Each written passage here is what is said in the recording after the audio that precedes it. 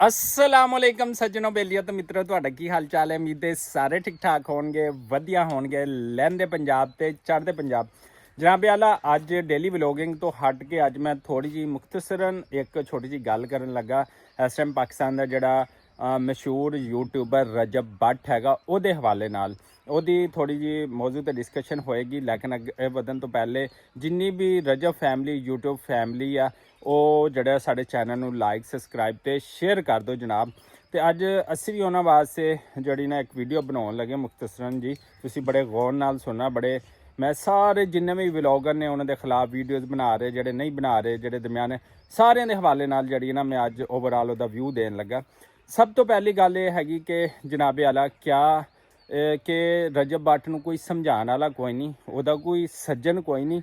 ਮੈਂ ਤਾਂ ਇਹ ਵੀ ਕਹਾਂਗਾ ਕਿ ਜਿਹੜੇ ਉਹਦੇ ਨਾਲ ਉਹਦੇ ਦੋਸਤ ਰਹਿੰਦੇ ਨੇ ਉਹਨਾਂ ਨੂੰ ਵੀ ਥੋੜ੍ਹਾ ਜਿਹਾ ਸਮਝਾਉਣਾ ਚਾਹੀਦਾ ਹੈ ਰਜਬ ਬੱਟ ਨੂੰ ਕਿ ਗੁਸਤਾਖੀ ਹੋਈ ਆ ਜਾਂ ਨਹੀਂ ਹੋਈ ਉਹ ਸਾਡੇ ਉਲਮਾ ਕਰਾਮ ਨੂੰ ਸਭ ਤੋਂ ਬਿਹਤਰ ਪਤਾ ਹੈ, ਕਿਉਂਕਿ ਉਹ ਇਲਮ ਦੇ ਬਾਰੇ 'ਚ ਉਹਨਾਂ ਕੋਲ ਸਮੰਦਰ ਹੈਗਾ ਇਲਮ ਦਾ। ਕਿ ਸਾਡੇ ਉਲਮਾ ਕਰਾਮ ਜਿੰਨੇ ਵੀ ਪਾਕਿਸਤਾਨ ਉਲਮਾ ਕਰਾਮ ਦੀ ਕੌਂਸਲ ਹੈਗੀ ਆ ਤੇ ਉਹ ਇਸ ਬਾਰੇ ਬਹੁਤ ਅੱਛੇ ਤਰੀਕੇ ਨਾਲ ਜਾਣਦੇ ਨੇ। ਦੀਨ ਦੀਆਂ ਗੱਲਾਂ ਜਿੰਨੀਆਂ ਵੀ ਗੁਸਤਾਖੀ ਹੋਈ ਆ ਨਹੀਂ ਹੋਈ, ਥੋੜੀ ਹੋਈ ਜ਼ਿਆਦਾ ਹੋਈ, ਉਹਦੀ ਰੇਸ਼ੋ ਕੀ ਹੈਗੀ ਆ ਸਾਡੇ ਉਲਮਾ ਇਕਰਾਮ ਬਿਲਕੁਲ ਬਿਹਤਰ ਜਾਣਦੇ ਨੇ।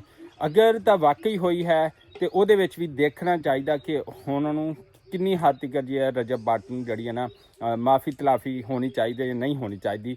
ਇੱਕ ਚੀਜ਼ ਅਗਰ ਹੋਈ ਵੀ ਹੈ ਸਾਡੇ ਉਲਮਾ ਇਕਰਾਮ ਨੂੰ ਉਹਦੇ ਉੱਤੇ ਗੌਰ ਕਰਨਾ ਚਾਹੀਦਾ। 295C ਦੇ ਹਵਾਲੇ ਨਾਲ ਜਿਹੜੀ ਵੀ ਉਹ ਕਹਿੰਦਾ ਮੈਂ ਰਜਬ ਬੱਟ ਕਹਿੰਦਾ ਕਿ ਮੈਂ ਇਹਨਾਂ ਸਾਰੀਆਂ ਚੀਜ਼ਾਂ ਨਾਲ ਮੈਨੂੰ ਲਾ ਇਲਮੀ ਸੀ, ਮੈਨੂੰ ਨਹੀਂ ਸੀ ਪਤਾ। ਚਲੋ ਹੋ ਸਕਦਾ ਇਨਸਾਨ ਨੂੰ ਨਹੀਂ ਪਤਾ ਹੋਏਗਾ, ਲੇਕਿਨ ਸਾਡੇ ਉਲਮਾ ਇਕਰਾਮ ਬੈਠੇ ਨੇ ਸਾਰੀਆਂ ਚੀਜ਼ਾਂ ਸਾਡੇ ਪਾਕਿਸਤਾਨ ਦੀਆਂ ਦੇਖਦੇ ਨੇ, ਬਾਹਰਲੀਆਂ ਚੀਜ਼ਾਂ ਦੇਖਦੇ ਨੇ। ਅੱਗੇ ਵੱਧਦੇ ਅੱਗੇ ਤੋਂ ਮੈਂ ਇਹ ਕਹਿਣਾ ਕਿ ਜਿੰਨੇ ਵੀ ਹੈ ਟਿਕਟੋਕਰ ਹਜ਼ਰਾਤ ਫਸਲੀ ਬਟੇਰੇ ਜਿਹੜੇ ਕਿ ਰਜਬ ਬੱਟ ਦੇ ਖਿਲਾਫ ਵੀਡੀਓਜ਼ ਬਣਾ ਰਹੇ ਨੇ, ਆਪਣੇ ਆਪਣੇ ਦਾਅਵੇ ਕਰ ਰਹੇ ਨੇ, ਕੁਛ ਉਹਦੇ ਵਿੱਚ ਟਿਕਟੋਕਰ ਨੇ, ਕੁਝ ਦੂਸਰੇ ਲੋਕ ਨੇ, ਤੇ ਉਹਨਾਂ ਨੂੰ ਥੋੜ੍ਹਾ ਜਿਹਾ ਇਹ ਸੋਚਣਾ ਚਾਹੀਦਾ ਕਿ ਯਾਰ ਇੱਕ ਬੇਟੇ ਨੂੰ ਆਪਣੀ ਮਾਂ ਤੋਂ ਜੁਦਾ ਕਰਕੇ, ਇੱਕ ਭਾਈ ਨੂੰ ਆਪਣੀ ਬਹਿਨ ਤੋਂ ਜੁਦਾ ਕਰਕੇ, ਇੱਕ ਪਾਕਿਸਤਾਨੀ ਬੱਚੇ ਨੂੰ ਜਿਹੜਾ ਨਾ ਇਸ ਮੁਲਕ ਤੋਂ ਦੂਰ ਕਰਕੇ ਦੂਸਰੇ ਮੁਲਕ ਜਾ ਕੇ ਈਦ ਮਨਾ ਰਹੇ ਤੇ ਕੀ ਮਿਲਦਾ ਪਿਆ ਹੈਗਾ।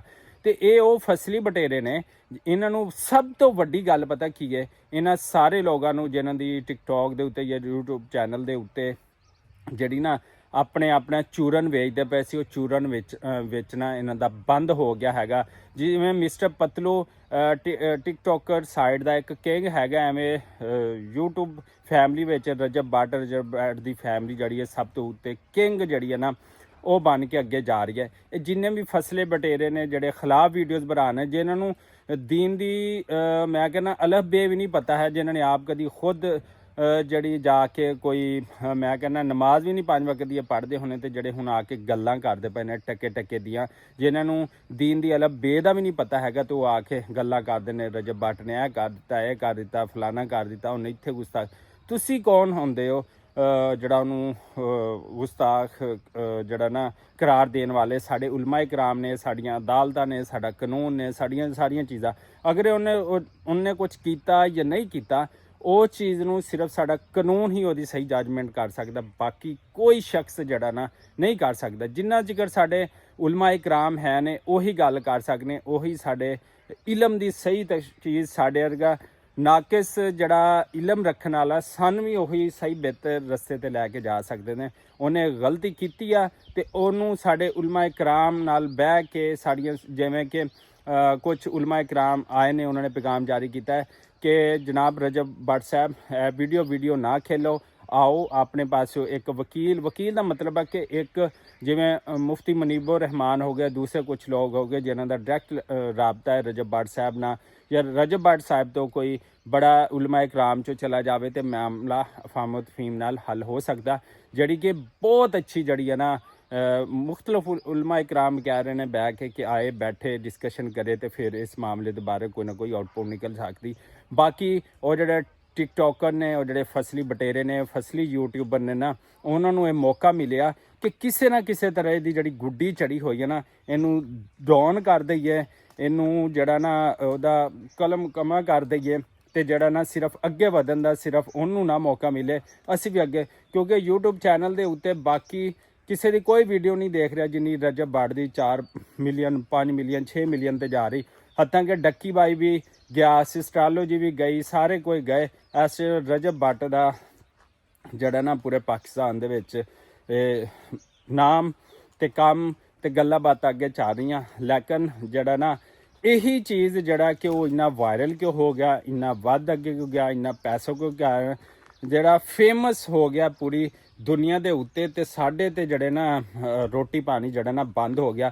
ਸਿਰਫ ਟਿਕਟੋਕਰਾਂ ਨੂੰ, ਯੂਟਿਊਬਰਾਂ ਨੂੰ ਤੇ ਬਾਕੀ ਜਿਹੜੇ ਮਨ ਘੜਤ ਖਿਲਾਫ ਵੀਡੀਓਜ਼ ਐਵੇਂ ਕੋਈ ਪਤਾ ਨਹੀਂ ਹੈ ਬੇਦੀਨ ਦਾ, ਮੈਂ ਕਹਿੰਦਾ ਕੋਈ ਪਤਾ ਨਹੀਂ ਹੈਗਾ। ਮੈਂ ਇਹ ਨਹੀਂ ਕਹਿਣਾ ਕਿ ਉਹਨੂੰ ਤੁਸੀਂ ਹਰ ਇੱਕ ਸਜ਼ਾ ਤੋਂ ਜਿਹੜਾ ਨਾ ਮਾਫ ਕਰ ਦਿਓ, ਮਾਫੀ ਦੀ ਗੱਲ ਨਹੀਂ ਮੈਂ ਕਰ ਰਿਹਾ। ਮੈਂ ਵਿੱਚੋਂ ਦਰਮਿਆਨਾ ਰਸਤਾ ਲੱਭਦਾ ਪਿਆ ਕਿ ਯਾਰ ਅਗਰ ਉਹਨੇ ਮੁਖਤਲਫ ਮਿਰਜ਼ਾ ਅਲੀ ਮੁਹੰਮਦ ਸਾਹਿਬ ਨੇ ਵੀ ਗੱਲ ਕੀਤੀ, ਬਾਕੀ ਲੋਕਾਂ ਨੇ ਵੀ ਕੀਤੀ, ਸਾਰਿਆਂ ਨੇ ਕੀਤੀ, ਤੇ ਇਹ ਜਿਹੜੀ ਗੱਲ ਹੈ ਫਾਈਨਲਾਈਜ਼ ਹੋਣੀ ਚਾਹੀਦੀ ਹੈ, ख़त्म ਹੋਣੀ ਚਾਹੀਦੀ ਆ। ਇੰਤਸ਼ਾਰ ਦੀ ਤਰਫ ਜਿਹੜਾ ਨਹੀਂ ਜਾਣਾ ਚਾਹੀਦਾ। ਸਾਡੇ ਉਲਮਾ ਇਕਰਾਮ ਨੂੰ ਇੱਕ ਬਿਹਤਰੀਨ ਤਰੀਕੇ ਨਾਲ ਰਜਬ ਬੱਟ ਆਪਣੇ ਪਾਸੋਂ ਇੱਕ ਵਕੀਲ, ਇੱਕ ਬੰਦਾ, ਇੱਕ ਬੜਾ ਜਿਹੜਾ ਭੇਜਣਾ ਚਾਹੀਦਾ ਸਾਡੇ ਉਲਮਾ ਇਕਰਾਮ ਕੋਲ, ਤਾਂ ਕਿ ਇਸ ਇੰਤਸ਼ਾਰ ਨੂੰ, ਇਹਨਾਂ ਚੀਜ਼ਾਂ ਨੂੰ ख़त्म ਕੀਤਾ ਜਾਵੇ।